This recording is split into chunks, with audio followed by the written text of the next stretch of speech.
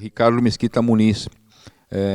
O Rodrigo Gebrim, no departamento, nos encaminhou para colocar a participação do Ricardo, sempre na via dupla, né? Ele falar do que eles estão fazendo em termos de cidades inteligentes, para depois o Geraldini e o Pedro colaborarem nesse construto, mas não esquecerem do esporte, que essa é a nossa função. Lembre que o esporte é muito importante na questão da formatação urbana, na questão do trabalho com a cidadania, mais ainda agora, depois dessa pandemia, que a saúde e o esporte viraram fundamentais. Passa a palavra, então, para o Ricardo Mesquita Muniz, representando Cidades Inteligentes, Ministério de Ciência e Tecnologia.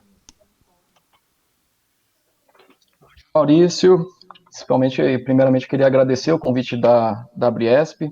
O Ministério tem extrema satisfação de ver acontecendo eventos como esse, utilizando as telecomunicações nesse novo mundo que a gente está vivendo, né?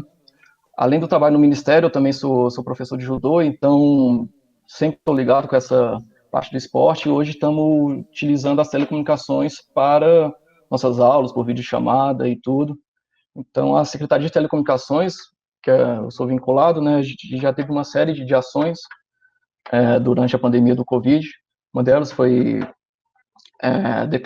declarar, né, os meios de telecomunicações, radiodifusão como serviços essenciais durante a pandemia, além de uma série de atividades para garantir a conexão de unidades de saúde e tudo. Mas hoje eu vou focar aqui na parte de cidades inteligentes e como a gente pode vislumbrar essas cidades inteligentes voltadas para o esporte. Eu vou compartilhar minha tela aqui só um minutinho para passar uma pequena apresentação, para ir norteando a minha fala.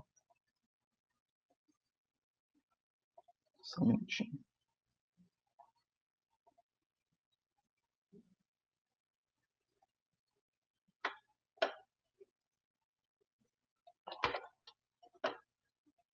Acho que aqui vocês devem ver. Considerar o que são as cidades inteligentes, né? As cidades inteligentes, o foco dela é a utilização de serviços de tecnologia de informação e comunicação, as TICs, para garantir a melhoria da qualidade de vida, a melhoria da oferta nos serviços públicos, de modo sustentável, ou seja, a gente não quer que os nossos investimentos se percam no decorrer do ano, e com isso a gente consiga gerar riquezas, conhecimento e principalmente o bem-estar aos cidadãos. Acredito que aqui é onde a gente possa mais ver a oferta de serviços do esporte afetando as cidades inteligentes, porque está muito associado o esporte com saúde e isso ao bem-estar dos cidadãos. Então, das soluções, tem aquelas soluções clássicas que a gente vê, seja identificação facial, câmeras de segurança inteligente. O 5G vai possibilitar ainda uma série de sensores, monitoramento de lavouras, gestão escolar, prontuário eletrônico de saúde, por exemplo, e mobilidade urbana. Agora, a gente pode pensar nisso já voltando para o esporte, já pensando, talvez, temos várias academias espalhadas pela cidade, a gente pode usar os sensores do 5G, da internet das coisas, para fazer um monitoramento, saber efetivamente o quanto da população está usando aqueles equipamentos.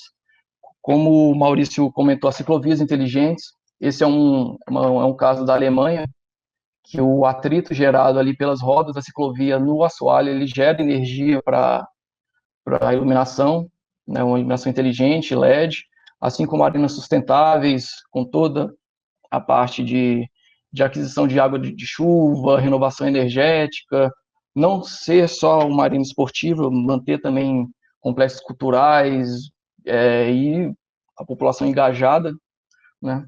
Temos ainda exemplos de mobilidade urbana, isso aqui a gente já tem no Brasil, né, das bicicletas compartilhadas, e ainda sensores que a gente pode usar para monitorar ou qualidade de ar ou qualidade de água, que impacta muito a execução do esporte nas cidades, por exemplo, de remo, canoagem, ou mesmo esses sensores que são acoplados em bicicleta. Então a gente consegue ver numa ciclovia, numa cidade, o quão saudável é o ar que os praticantes das atividades estão respirando. E para que isso ocorra, a gente precisa do engajamento de diversos setores, seja nós, como Poder Público Federal, direcionando as políticas públicas, sabendo como incentivar os municípios e a indústria na alocação de recursos, tendo como foco o cidadão, que é a nossa maior preocupação como atuante de política pública.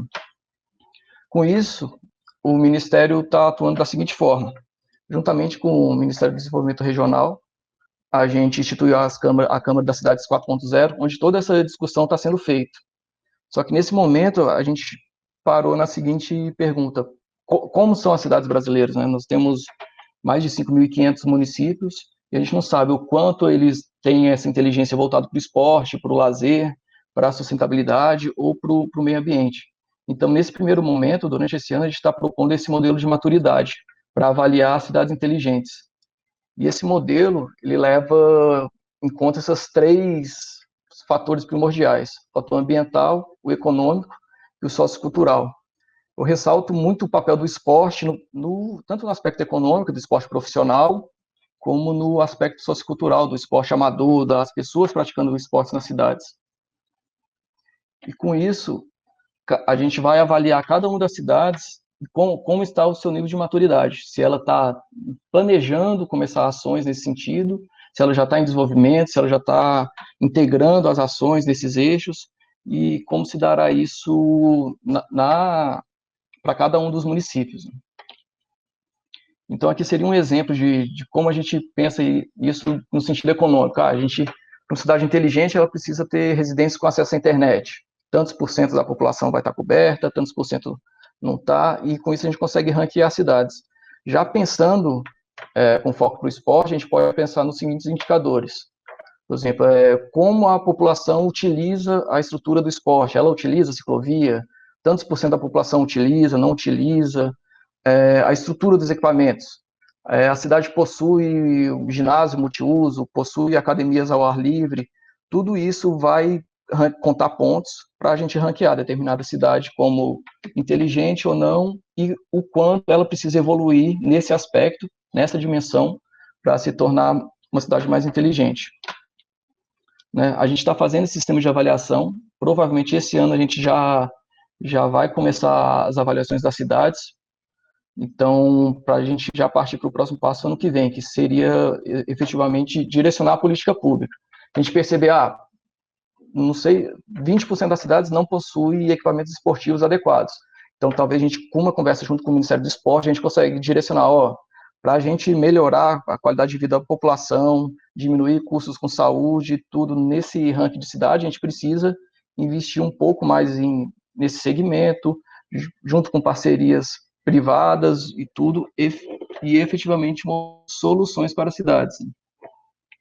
Aqui seria a forma como a gente propõe essa avaliação, esse primeiro passo, né, seria com preenchimento de dados. Nesse primeiro passo, provavelmente a gente vai usar a base de dados já estruturados na internet, seja Secretaria de Obras, da própria Anatel, e a partir disso a gente vai ter os resultados e consegue definir, escalonar qual cidade está em qual nível de maturidade. E com isso a gente efetivamente consegue elaborar essa política pública que eu mencionei, direcionar esforço para a saúde, para a educação ou para o próprio esporte, gerando esse Plano Nacional de Cidades Inteligentes. E com isso, o grande foco aqui que eu quero pegar é essa parte aqui de disponibilizar soluções padronizadas para os municípios. A gente almeja, no final desse ranqueamento, dessa política pública, ter um cardápio, um portfólio de soluções inteligentes para as cidades, que pode ser desde monitoramento de academias ao ar livre, projetos para incentivar o esporte, aplicativos de acompanhamento da saúde da população, e isso ofertar aos municípios, garantindo, assim, que elas já tenham uma solução confiável, padronizada para os ministérios, e que possam ser ofertadas, tanto para os municípios como para os cidadãos. Que aí pode ser desde aplicativos do celular, ou soluções de infraestrutura, de estrutura, que isso garanta, né, o bem-estar da população, a segurança, a informação, dentre outras. Deixa eu interromper aqui.